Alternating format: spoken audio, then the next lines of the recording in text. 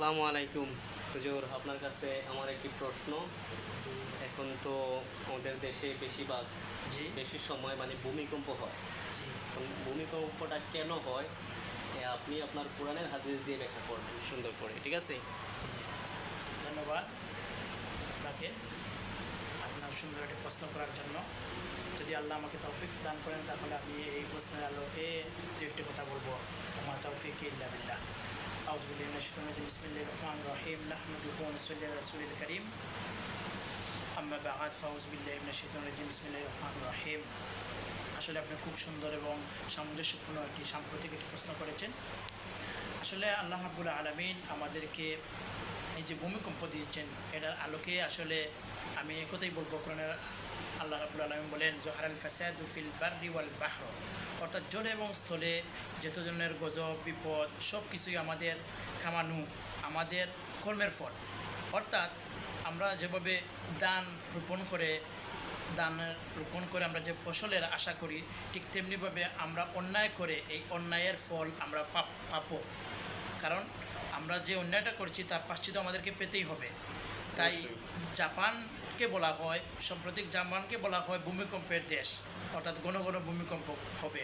কিন্তু সাম্প্রতিক এখন জানা যাচ্ছে যে ঘন ঘন বাংলাদেশে ভূমিকম্প হচ্ছে। এই মর্মে আমি বলবো আমাদের যে নাইট ক্লাব বা অন্যান্য যে ক্ষতিকর বা ইউরোপ আমেরিকার মধ্যে তাল মিলিয়ে যে অন্যায় করতেছে, সেই অন্যায়ের ফলস্বরূপ আমরা এই ভূমিকম্প অর্থাৎ নদী ভাঙ্গন এবং আরও অলৌকিক যেমন অন্যান্য যে বিপদ সংকেত আমরা পাচ্ছি, সবই আমরা অন্যায়ের ফল পাচ্ছি।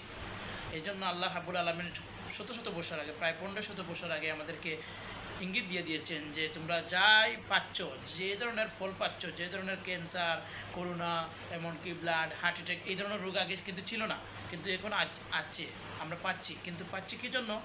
আমাদের অন্যায়ের ফল। আমরা এখন সকালে কি করি? সকালে ফজর পরেই ঘুমি, কিন্তু কোরআনে বলা হয়েছে তোমরা কোরআনে কিতা করো? উঠো। আল্লাহ রাব্বুল আলামিন কোরআনের মধ্যে বলেন ইয়া আইয়ুহাল মুজাম্মিল, রাসূল সাল্লাল্লাহু আলাইহি ওয়াসাল্লামকে মায়া করে বলতেছেন, হে আল্লাহ রাসূল আপনি কিতা করেন? সকাল উঠে পড়েন। কিন্তু আমরা এখনও উঠি না। আমরা প্রায় রাত 3টা 4টা পর্যন্ত আমরা কিতা করি? মোবাইলের মধ্যে আসক্ত থাকি। এই জন্য আমরা খুবই ডিসাইডেডভাবে আমরা কী করতেছি? অন্যায়ভাবে বলছি, আমাদের মনে আমরা মনটা কমে যাচ্ছে।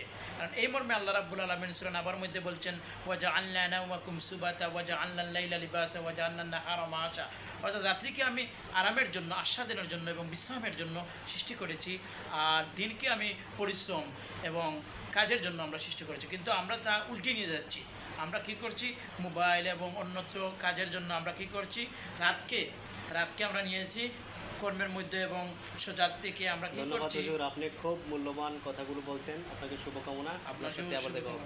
আলহামদুলিল্লাহ রাব্বিল আলামিন। ধন্যবাদ।